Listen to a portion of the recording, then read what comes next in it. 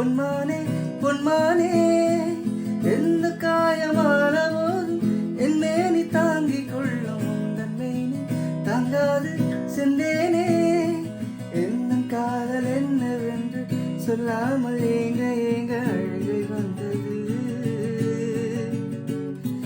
உந்தன் சோகம் என்னை தாக்கும் என்றென்றும் போது வந்த அழுகை நின்றது